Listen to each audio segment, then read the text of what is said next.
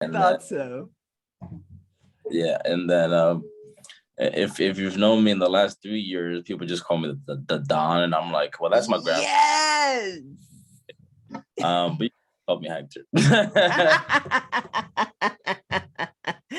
I'm gonna put out a teaser later today on Instagram. So I'm like, well, what am I gonna call you? I like DC Hec. I'm like, that's like a rapper. Yeah. You know, it's funny. So when I was younger, like I grew up, in a disenfranchised community. We didn't really have many opportunities and whatnot. So yeah, when I was always big on like, like I don't know, I didn't have much going on in my community, so I was like, like we got to make something of ourselves. yes. Although we didn't know what that was because we never really saw what that was. We never saw success, so we weren't sure what to compare it to. You know what I mean? So Wow. and Meek Mills came out with this album called Dream Chasers, and I was like, "Oh, Dream Chasers, we chase our dreams," and it made me question like, "What are my dreams?" And then me and my friends would all go on this boat like, "What is dream chasing and whatnot?" So then I used to really like that album, and then my friends started calling me DC, hence Dream Chaser, and then years later, I launched a brand named Don Carvajal, and I didn't even realize that the acronym is DC, and whoa. And then my friends just kind of ran with it. And I'm like, wow, DC, this is it. Like, hell yeah. Oh my God, what a great story. Yeah. So I'm glad I hit record. That's kind of how that's how DC came about. And people see it now and they're like, oh, Don Carvajal, Hector, and it's obvious, but it's oh my God. That's awesome. Younger, but wow. I'm calling you DC Hec from now on. That is everything. That is the coolest name. And then Dream Chaser. Dang, I got chills. I love that. Oh yes, that's what I'm calling you. I'll take fair. I love it. So, I mean, I told Janice a little bit about you, but of course we want to hear it from you. Now that you started out telling us about Dream Chaser, I need to hear about how the dream came about. How did you start Don Carvajal Coffee? Yeah, the coffee brand started off in a very unusual place. I think a lot of ideas grew up in college rooms, actually. I think in garages and those places of ideas, right? But yeah, I started the brand when I was in college. I was at the University of Rochester, and I had an encounter where I had a really good cup of coffee, and somebody was explaining to me or putting me onto the specialty coffee game, and then I got more about it, and then the more I heard about the specialty coffee world, the more it related to like back home, like Dominican Republic country, or you know what I mean. It was just like, wow, like this sounds like a regular day back home. You know what I mean in terms of the product, and it just felt like back home, like in our conversation, and it was so I was just curious. I've always been very entrepreneurial. I've always wanted to be a business owner. I always wanted to be independent, and be my and just have no limit to what I could achieve kind of thing. That's kind of why I kind of just started looking into it, just YouTube, reading books, reading blogs, learning what I could learn. And then I was working on this marketing class and we had to create a marketing plan and a business plan. And I was like, well, like, I'm already like into this coffee thing that I'm just mad curious about. And then I spoke to my professor if I could make that project on coffee. And then he was like, yeah, that's cool with me as long as your classmates are cool with it too. They were cool with it. And pretty much started researching this idea. I was like, oh man, like if we were to make a coffee brand, like just to put it out there, like Don Carvajal would sound cool. Like, yeah, yes. like like that. I think that's a good name. It's like, where do you get it from? It's like, oh, my grandfather. And then I had the whole concept of the logo and stuff and how it was inspired, because you think of people like Uncle Sam, and I was like, that was a point of propaganda back in the day, but it was a made-up character, and I was like, well, my grandfather's not a made-up character; he's real, It was like a whole thing. And the next thing you know, like the semester ends, like I have a full-blown business plan, a marketing project, and everything I would really need to like kind of launch a brand in terms of like information, target demographics, what are my costs, where am I sourcing it from, how am I doing this, and then one day I just launched the brand on Instagram. Like on my personal Instagram, I was like, yo, like on my story, like, hey guys, I'm selling coffee. You know, you could just Venmo me, you know, Cash App, Zelle, like just selling coffee. You know, just mad randomly, just selling. Wow. People actually started DMing me like, yeah, I'll take a bag, and I'll take a bag, and the next thing you know, I sold like 50 bags in like a day. And I was like, yeah, that's crazy. Like, I just really sold all of this coffee in a day, and like I had no more left. So then I shipped all the orders, and then I had the money, and then I'm like, should I just like make another batch? You know what I mean? And then I kind of like pretty much made another batch, and then did it again. And I was like, okay, this is, people are really interested in this. Wow. What? Further, yeah, decided to pursue it further, and then I built the website doncarvajalcafe.com, and I was like, well, you guys don't have to go to my DMs anymore, you can just go to the website. Amazing. Yeah. Oh my God, that's like taking action. Like you didn't even know where you were gonna go with that, and you were literally just doing it. Yeah, if go with the flow was a person. Right, exactly. The flow, literally, like what you wanted when you were a kid, already just, you were just guided there by what you already wanted. That's how I'm seeing it. Yeah, wow. And little did you know it would be coffee, and little did you know. All right, it was like so many unknowns, and then it just happened. Like it's just little by little, like all these things were happening, and then I've always just been the type of person to go with the flow, but then like always trust your gut instinct, and then I always trusted it, and you know I've always had a good idea of presenting things. I've done many sales positions. I've done so many internships in my life, so like I've kind of. I love that. You know why I'm saying that? Because people, like, I'm a natural salesperson too, and people look down on sales, and they always think that sales is something temporary, but you get nothing without selling yourself and or a product. Right.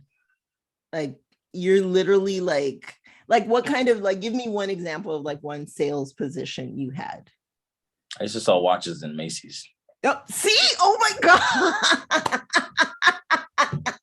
That's oh my God, I can see that. And I'm saying that because I come from, you know, like a retail background, and people just don't understand. Like that's one of the things. Were we saying that last week, Janice, where like, I don't know if I said that last week, but you're just doing this thing, and you're the perfect example of somebody who worked for other people, really got your skills going, because I'm sure practicing that over and over, selling a watch isn't that easy.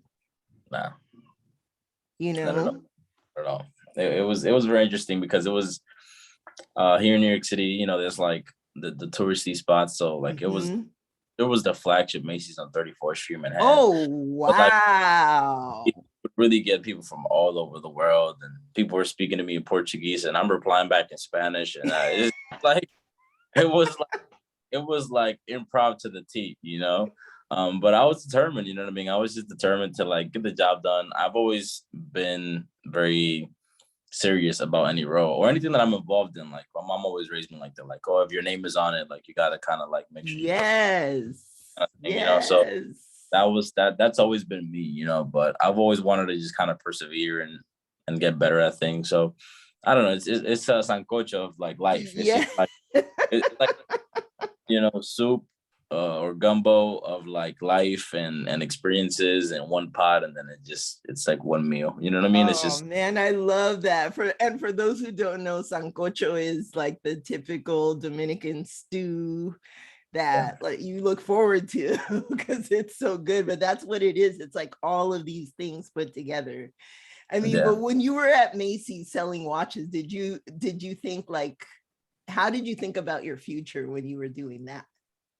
Well, when I was in Macy's, it was pretty chill. Like I was in college at the time. I was like a freshman. I think my freshman and sophomore year of college, I worked at Macy's.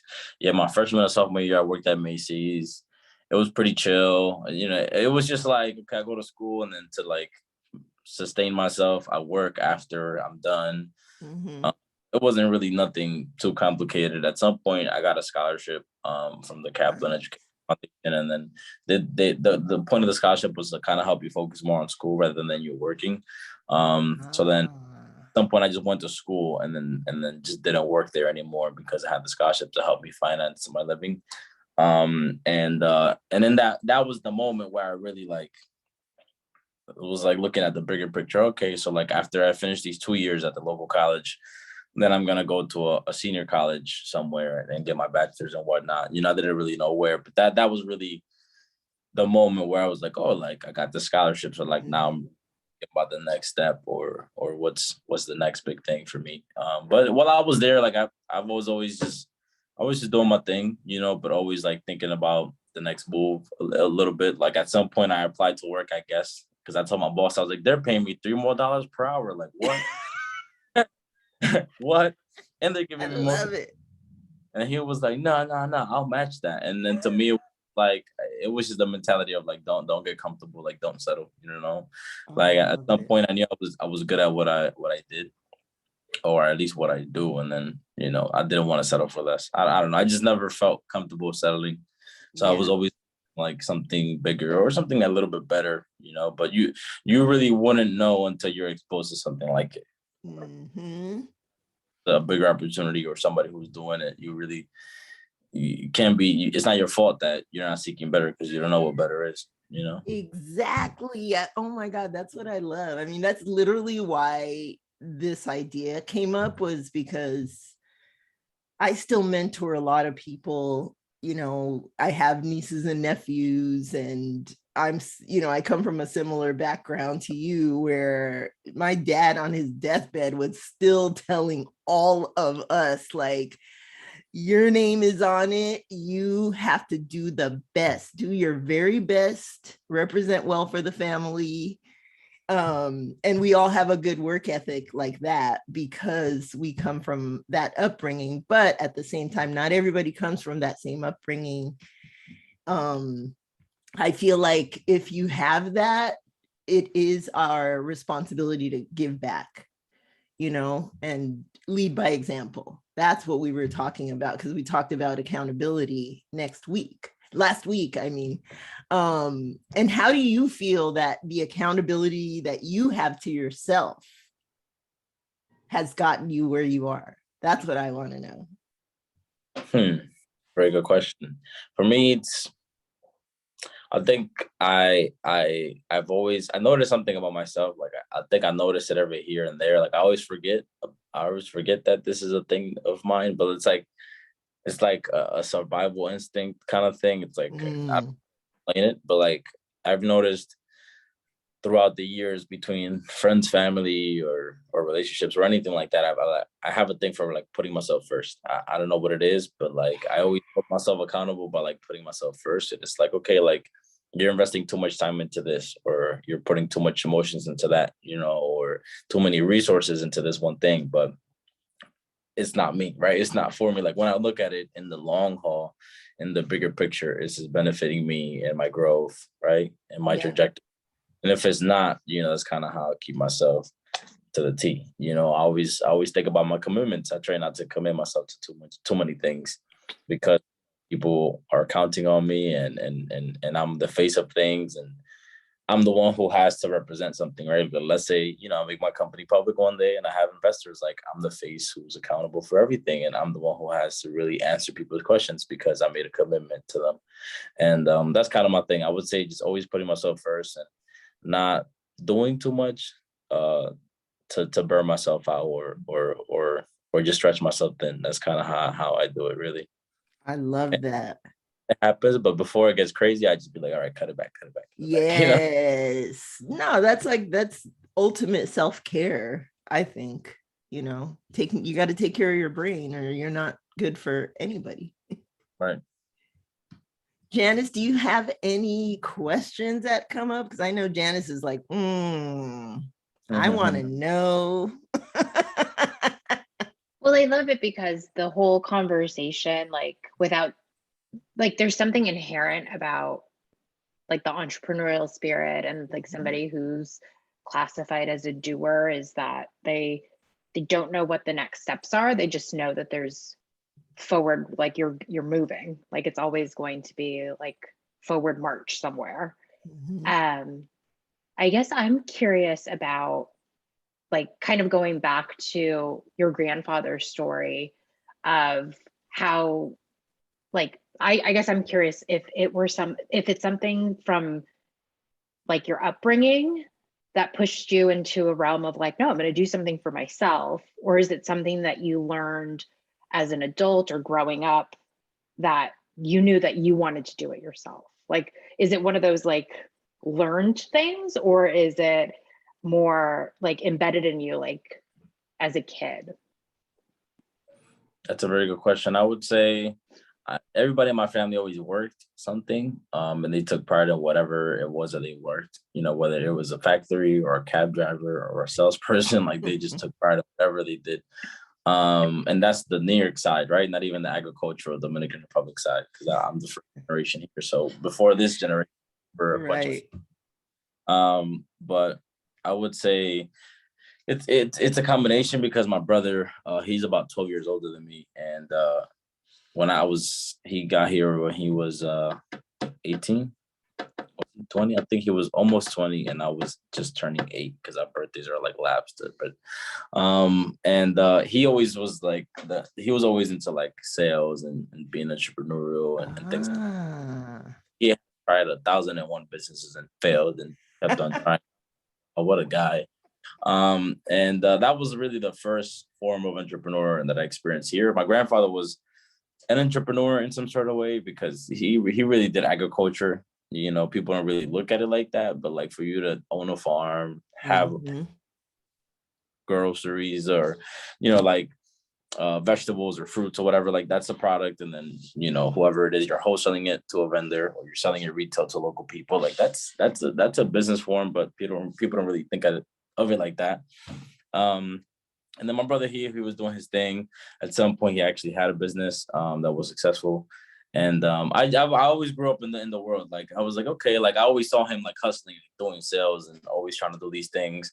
At some point, I will be home, and I'm like, yeah, I don't want to be home. Like I'm trying to be productive. I'm 14, 15. I'm not trying to spend summer break at the park. Like I'm not. I'm trying to be productive, right? I want to buy myself a gaming console, and me at the park is not going to buy it for myself. My parents, they can't afford it, right? So I can work for it. But I always had like motivations, like, oh, I want a phone, like, okay, let me go work because I want that phone, right? Like I'm going to work for it because I want it for myself. So right, my parents can't afford it. So, okay, if you can't afford it, maybe I could work all summer, and then maybe I could. But between seeing my brother, be an entrepreneur and do his thing, it kind of rubbed off a bit, because it made me curious about the lifestyle. But then for me, it was also like it was a very big learning experience, because what he did and what I do are two different languages. You know what I mean? It's two different guys. So everything for me was, I kind of got the spark from seeing him do his thing. But then everything else after that was really me, like he did the spark, but I kind of kept the flame going for myself by learning my own things, educating myself, and going to college was a part of that. Like I went to study business because I wanted to really understand the professional side of business. Like I think grows up in the quote unquote hood, kind of get street smarts, but you just get street smarts. But then if you get the book smart, then you have a really lethal combination to really do big things, So for me, it was like, okay, I'm already good at sales. I'm a natural, like, people's person. I'm super friendly. People tell me I have $1 million smile. I was like, okay, I have like all things that, like, I'm not an intimidating guy. I'm very like welcoming. So if I approach somebody, like I'm pretty sure they'll talk back, or they'll at least listen to me in some sort of way. So the only thing I was really missing was my education. I always applied for opportunities and jobs, and it was like, dude, like, you don't even have a high school diploma, because at some point I was a high school dropout. You know what I mean? So like I didn't really have much going for myself in terms of credentials, right? Or merit. And that's kind of what fueled me to get my education together, because a lot of the things that I wanted to do, they would just look at me in terms of like, oh, like, what have you achieved? And it's like, oh, educationally, nothing, So then between school and the street smarts, that's kind of how it brewed up. So it was a big learning experience. I'm still learning to this day. I'm learning right now. Right. I love that.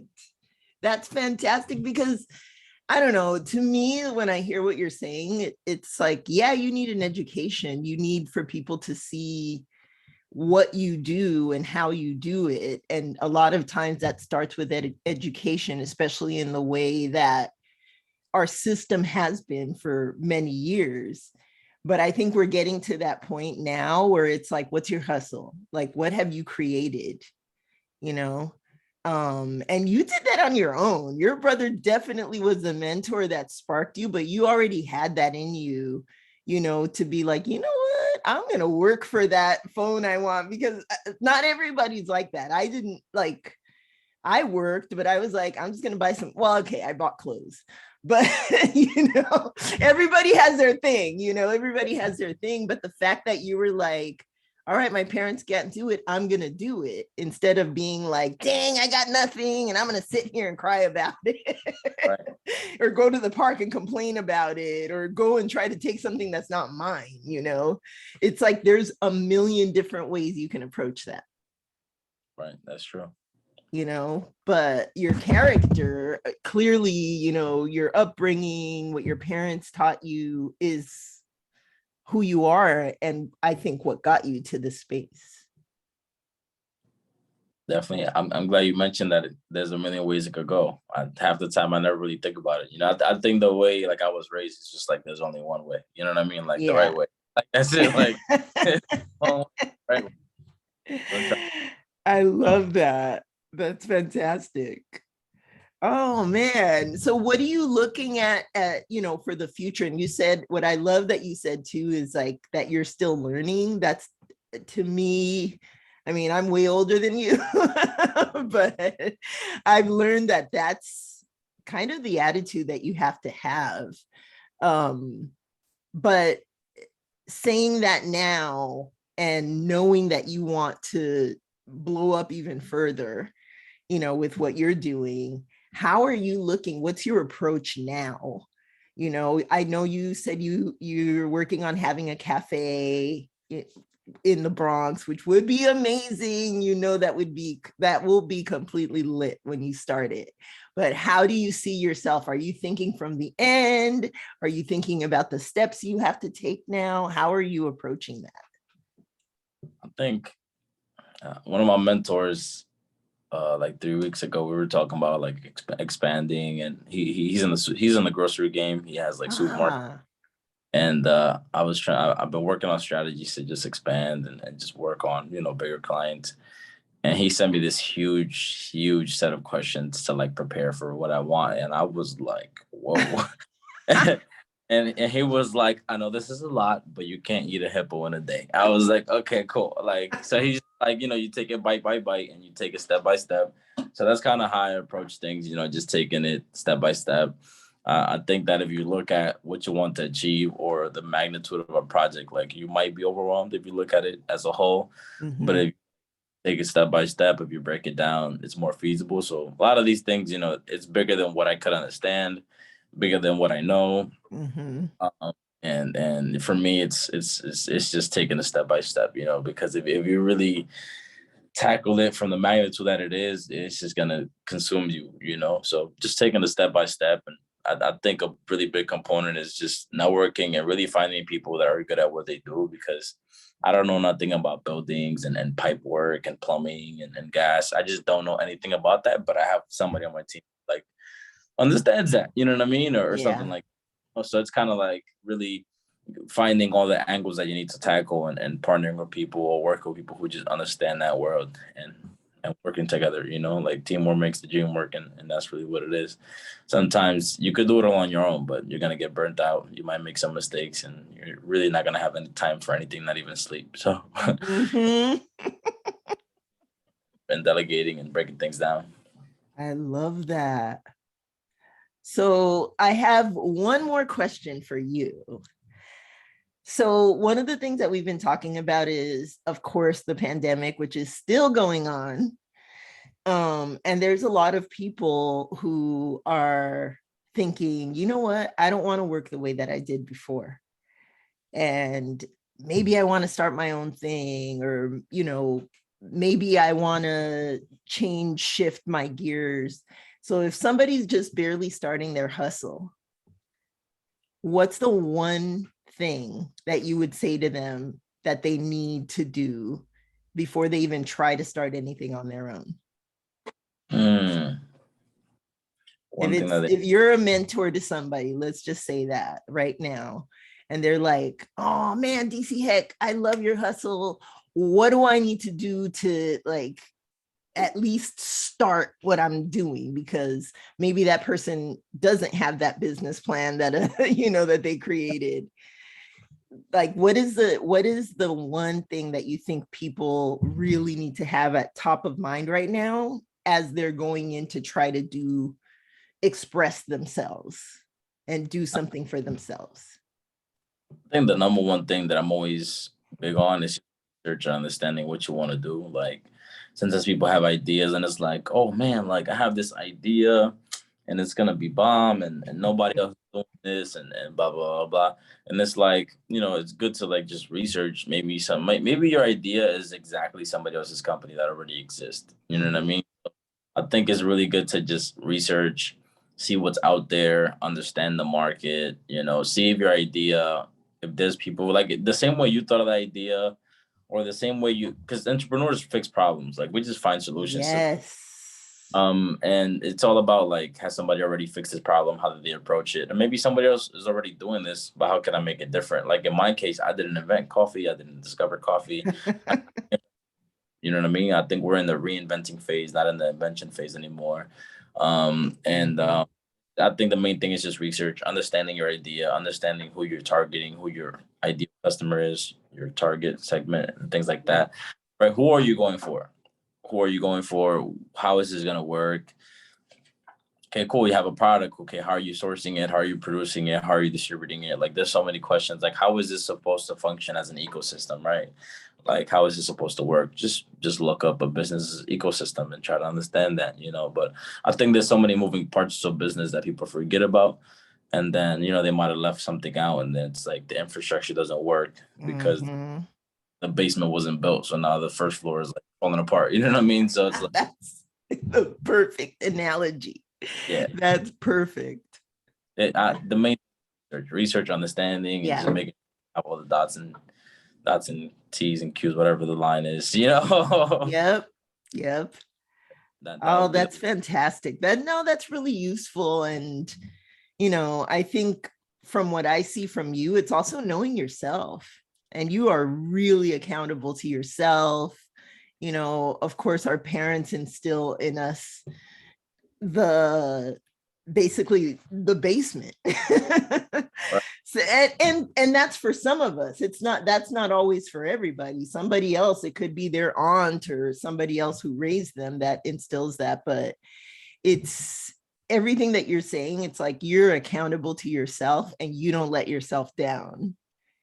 To me, that's what I see.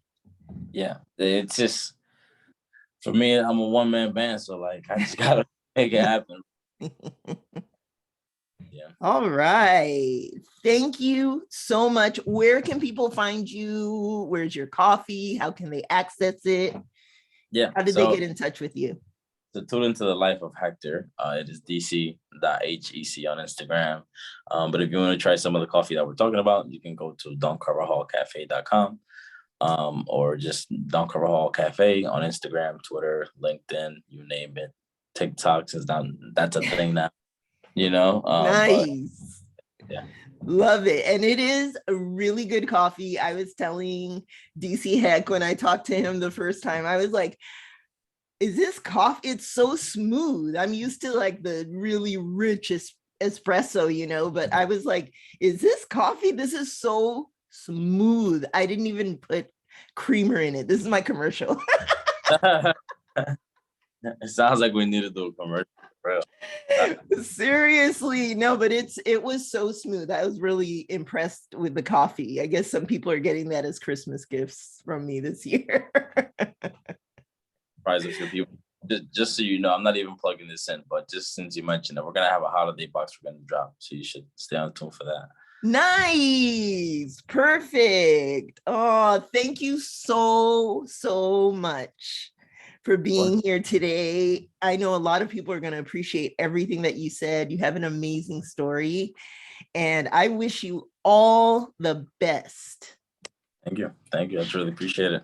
Thank you. All right.